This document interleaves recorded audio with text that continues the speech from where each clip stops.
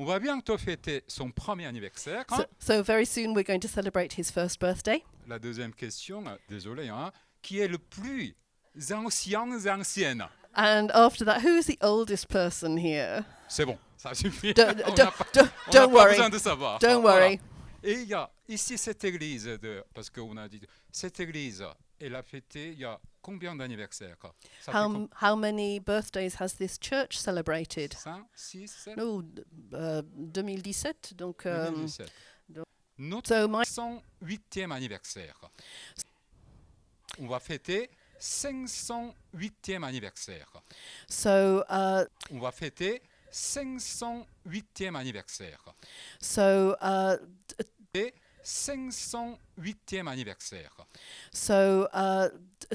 The 508e anniversaire. The Protestant churches. 8e anniversaire. The Protestant churches in Europe, in Asia, in Africa, all over the world, in fact, we are going to celebrate a birthday today, 508th birthday. Yeah. Oui.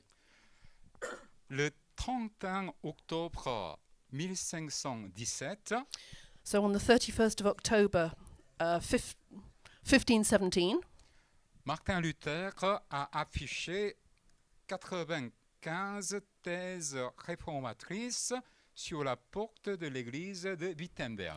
so on that date in 1517, Martin Luther nailed his 95 theses to the door of the church in Wittenberg in Germany.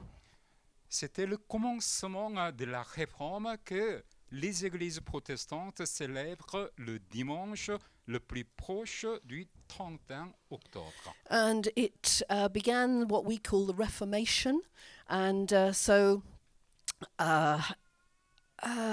all the Protestant churches celebrate on the Sunday which is closest to the 31st of October. Alors que ce matin, toutes les églises protestantes du Pays de Gex, So this morning, all the Protestant churches in the Pays de Gex, l'église ménonite de Saint-Genis-Pouille, so the Mennonite Church in Saint-Genis, l'église évangélique de Gex, so the Evangelical Church in Gex, Crossroads Church, Thoiry et aussi Ferney, so the two Crossroads churches here and in Ferney, église adventiste du Pays de Gex, and so the Adventist Church also in Muri, église évangélique protestante du CEP so the CEP down in Prevsan, et la nôtre, and ours. réactualise l'esprit de la réforme We are bringing up to date, or we're celebrating today this anniversary of the Reformation, en accueillant le ou bien la prédicatrice de l'autre église protestante chez elle. and so that's why we've done a pastor swap, if you like, so that every pastor is going to a different church today, just to remember this. En méditant le même texte du jour. And all the churches are going to look at the same text today. Le texte du jour que toutes les églises chrétiennes sont invitées à méditer ce dimanche And the text that all Protestant churches are invited to meditate on this Sunday montre bien l'esprit de la réforme, shows the spirit of the Reformation, le plus fondamental, the most fundamental spirit of the Reformation, le salut par la grâce, which is salvation by grace non pas par la mérite. and not by works, not by merit. Alors je vous lis le texte qui So se trouve I'm dans going l'évangile de Luc, chapitre 18, 9, 14. So I'm going to read this text to you, which comes from Luke 18, from verses 9 to 14. Il dit encore la parabole que voici un certain qui était convaincu d'être juste et qui méprisait tous les autres. To some who were confident of their own righteousness and looked down on everyone else, Jesus told this parable. Deux hommes montèrent au temple pour prier. L'un était pharisien et l'autre collecteur d'impôts. Two men went up to the temple to pray, one a Pharisee and the other a tax collector. Le pharisien, debout, priait ainsi en lui-même: ô Dieu, je te rends grâce de ce que je ne suis pas comme les autres hommes qui sont voleurs, malfaisants, adultères ou encore comme ce collecteur d'impôts. The Pharisee stood by himself and prayed, God, I thank you that I'm not like other people, robbers, evildoers, adulterers, or even like this tax collector. Je donne 2 fois par semaine, je paye la dîme de tout ce que je me procure. I fast twice a week and I give a tenth of all I get. Le collecteur d'impôts, se tenant à distance, ne voulait même pas lever les yeux du ciel, mais il se frappait la poitrine en disant « Ô Dieu, prends pitié du pécheur que je suis ». But the tax collector stood at a distance. He would not even look up to heaven, but beat his breast and said, God, have mercy on me, a sinner. Je vous le déclare, celui-ci redescendit chez lui justifié, non l'autre, car tout homme qui s'élève sera abaissé, mais celui qui s'abaisse sera élevé. I tell you that this man, rather than the other, went home justified before God. For all those who exalt themselves will be humbled, and those who humble themselves will be exalted. Alors pour bien comprendre la parabole de ce jour qui a été provoquée par ceux qui étaient convaincus d'être justes et qui méprisaient les autres, mettons les 2 hommes dans leur contexte, pas dans une opposition facile, arbitraire, entre d'un côté un religieux réactionnaire, moraliste et donc antipathique, c'est-à-dire que le pharisien, et de l'autre un exclu sans défense, donc sympathique, c'est-à-dire que le péager comme Zachée. So in order to understand today's parable, which was told by Jesus to speak to those who considered themselves to be righteous and who despised others, let's put the 2 men who go to pray at the temple in their context.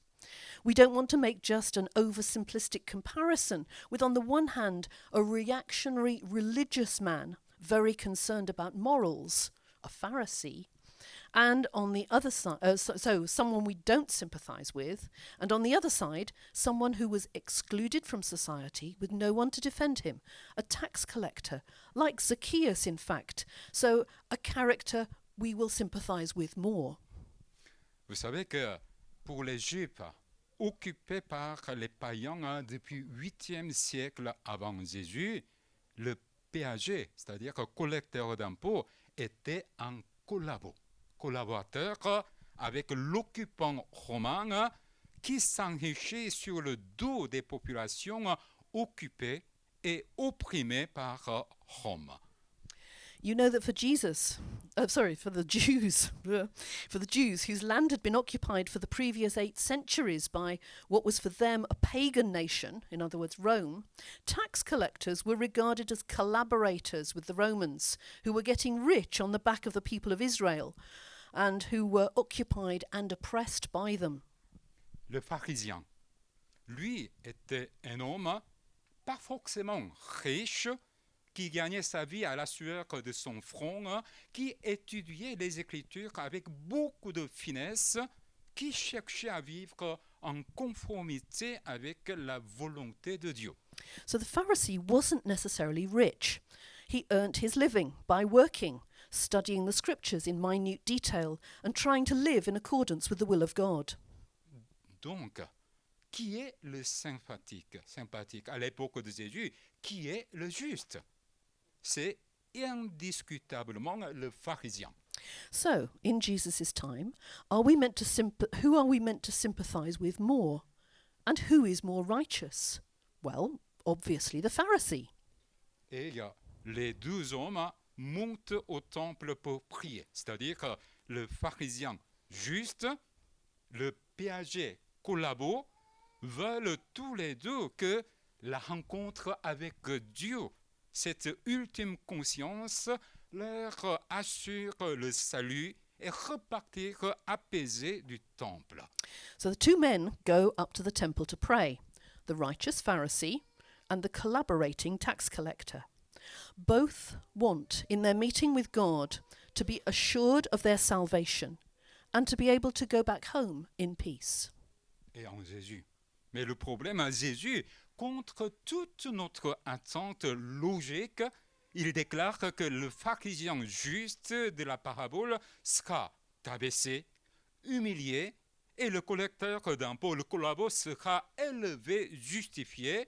C'est le scandale et c'est la folie. But Jesus confounds our logic by declaring that the righteous Pharisee in the parable will be brought low and humiliated, whereas the tax collector will be raised up and justified. This seems like complete madness and quite scandalous. Alors, afin de saisir le sens de ce renversement, regardons comment chacun se comporte à la rencontre de Dieu, l'ultime vérité. So in order to understand why Jesus turns things on their head in this way, we need to look at the behavior of each man when they stand before God. Le premier, le pharisien, il se présente devant Dieu avec des marques visibles de sa propre justice. Il est reconnaissable à des marques d'actes moraux, spirituels, c'est-à-dire honnêteté, fidélité, pureté. Il dit, il n'est pas comme ce collecteur d'impôts. So the first man, the Pharisee, presents himself to God by relying on his own self-righteousness, which is visible to everybody, by his spiritual and moral behaviour, by his honesty, his faithfulness, his purity. He thanks God that he's not like the tax collector. Il est reconnaissable parce que ça se voit. Il est reconnaissable aussi à son frère.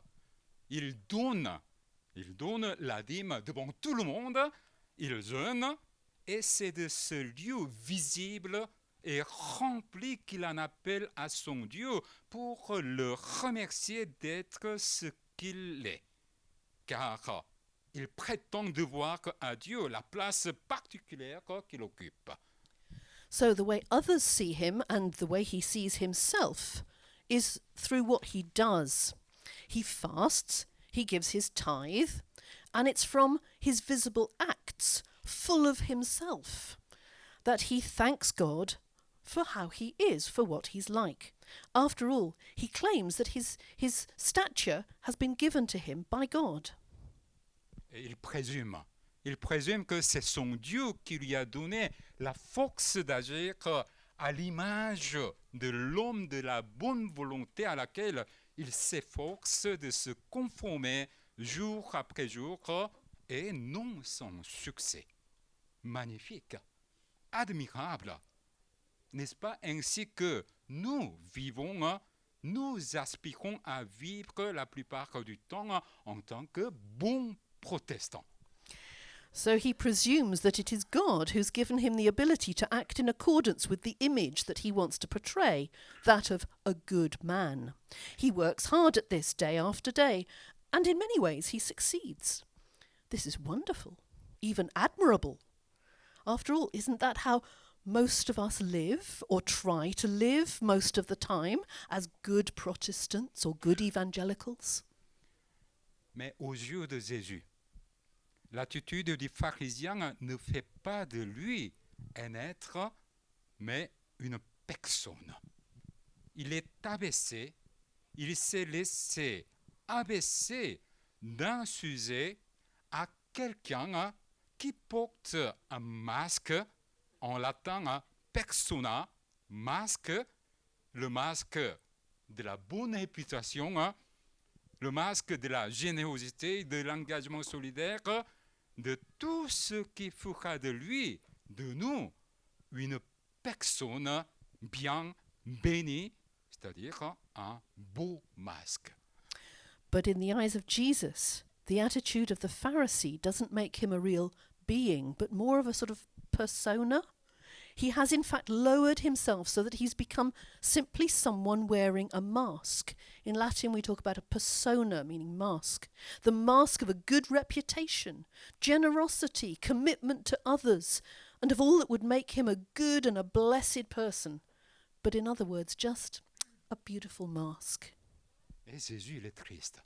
Jésus, il est triste de voir que le pharisien, l'homme, le monde, même l'Église, qui veut être, qui veut exister par ce qu'il fait, par son identité sociale, religieuse, par ses engagements, par ses solidarités, bref, le masque qu'il porte, le mérite qu'il accumule. Il est triste que l'homme se laisse abaisser, humilier à une simple personne qui joue le jeu, tout simplement. So Jesus is sad to see that the Pharisee, the man who wants to be and to exist even because of what he does, by his identity in society, his religious identity, his commitments, in other words, by the mask that he wears and by his own merit.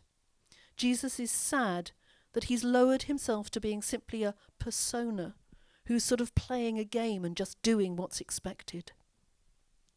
Par contre, le second, lui, il se présente devant Dieu, mais d'après le texte, en se tenant à distance, avec les yeux non vers le ciel, donc j'imagine vers la terre, le sol, Adamash, vers Adam, qui manque quoi? D'une côte. Il a reconnu ainsi le manque de quelque chose en lui. So the second man comes to God, but we're told he stands at a distance, with his eyes not lifted to heaven, but I imagine rather staring at the ground, the earth. The word for earth, Adama, gave us the name Adam.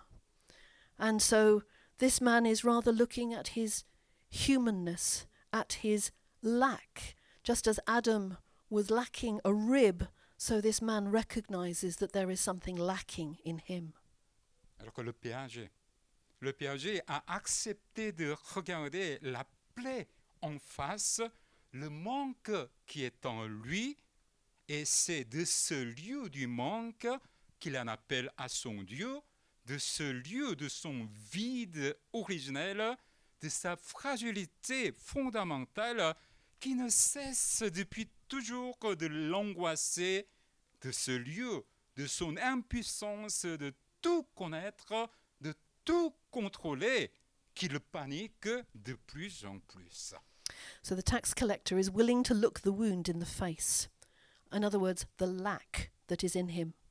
And it's from this place of lack that he cries out to his God, from this place of emptiness, which has been there from the beginning, from his fundamental fragility, which permanently torments him, and from this place where he recognizes that he is powerless to understand or to control everything.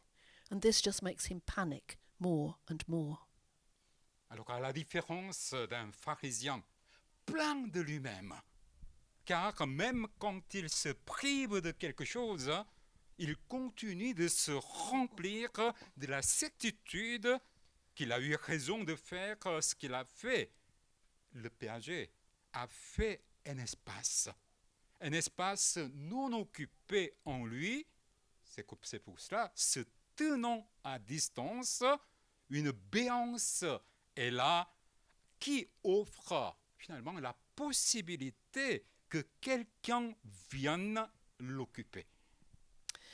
So the Pharisee, on the other hand, is full of himself.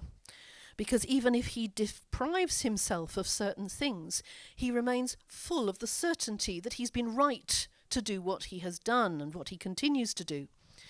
Whereas the tax collector has made a space within himself, a space that isn't filled by anything. He stands at a distance and so creates a space, a gap that someone else can come and fill.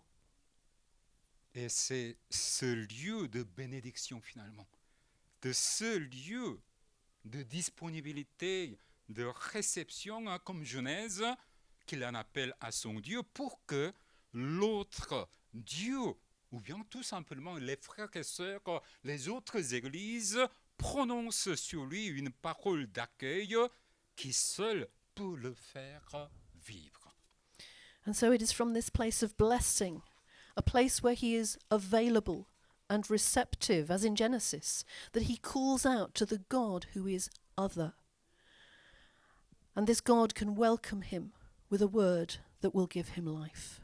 Et c'est à cause de cette attitude intérieure qui n'est pas du tout un effort produit sur soi-même, mais un lâche-prise ou bien une conversion sur soi-même et notre Dieu créateur, il vient inscrire une parole de grâce, une parole d'amour qui lui dit « Toi, tu as le droit de vivre paisiblement comme tu es sous mon regard. » And it's because of this inner attitude, which is not the result of an effort to appear, but rather a letting go, a conversion of the self, that God, who is other, can come and speak a word of grace and of love to him, and can say to him, you can be at peace, as you are, under my watchful gaze. C'est cela.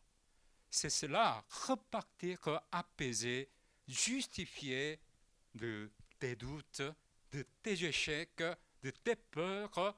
Justifié, cela veut dire libéré pour vivre là où nous sommes d'une vie libre, assumée, sous un regard bienveillant de Dieu, l'ultime conscience de la vie. So this is what it means to go away in peace, justified, in spite of your doubts, your failures, and your fears. Justified means being set free, to live as we are, a life of freedom which we can take hold of under God's caring hand. Alors pour terminer, j'aimerais revenir sur les deux personnages. In conclusion, I'd like to come back to these two people. Je ne crois pas du tout qu'ils soient des modèles à imiter ou des contre-modèles à repousser. Jésus nous présente le pharisien et le collecteur des taxes comme les deux tendances, ou plusieurs tendances d'après le dosage quotidien qui nous habitent et qui s'affrontent au-dedans de nous-mêmes. So I don't believe that these two characters are either models to be imitated or people to be completely rejected. Jesus presents the Pharisee and the tax collector as two tendencies, or maybe more than two, depending upon the day. These two tendencies which live within us and which actually fight each other within us. Alors que chacune, même moi-même, même chaque église porte en son cœur à la fois un pharisien autosatisfait, replié sur sa propre suffisance, replié sur son propre mérite, et aussi un collecteur des taxes en pleine crise, en quête du sens de la vie rendu juste. So each of us has within our hearts, every person, every church, a self-satisfied Pharisee who relies on himself and his own merit, and at the same time, a tax collector in crisis, looking to make sense of life, but who has been justified by God. L'être humain devant Dieu, chaque fidèle, chaque croyant, et aujourd'hui, chaque église issue de la réforme, oui, nous sommes toujours dans un mouvement de va-et-vient entre les pôles contradictoires qui caractérisent son existence. Jamais un croyant parfait, ni un pécheur impardonnable, mais seulement un enfant de Dieu en chemin, un enfant de Dieu en devenir. Human beings, as we are, tend to always be caught up in ups and downs, swinging from one to the other. We are never either a perfect believer, nor are we a sinner who cannot be forgiven. Rather, what we are is a child of God, simply a child of God who is a work in progress. Et aussi souvent, et aussi bas qu'on tombe, on chute, parce que, vous savez, quand les enfants tombent, c'est pour se relever, n'est-ce pas? Alors, aussi souvent et aussi bas qu'on tombe, on chute dans cette crise reconnue, criée, Dieu Père vient à nouveau nous remettre debout, nous déclare que ce n'est pas grave, ce n'est pas grave. Tu es beau, tu es belle, tu es intelligent, tu es intelligente, tu es capable, tu es important, ta vie a une valeur éternelle à mes yeux, aux yeux de Dieu de tout univers. And however often and however low we fall, because as you know, when children fall, the idea is to pick them up and put them back on their feet again, our falls can make us grow. Because in our times of crisis, we recognize our need and we call out. And God comes, he sets us back on our feet and says, it's okay. Don't worry. You're beautiful. You're intelligent. You're capable. And your life has an eternal value in my eyes, the eyes of the God of the whole universe. Cet amour qui nous précède, la grâce seule. Toutes les églises protestantes issues de la Réforme le réclament, le proclament comme Jean. Dieu a tellement aimé le monde qu'il a donné son Fils. Cet amour nous précède. Ce don est premier, gratuit.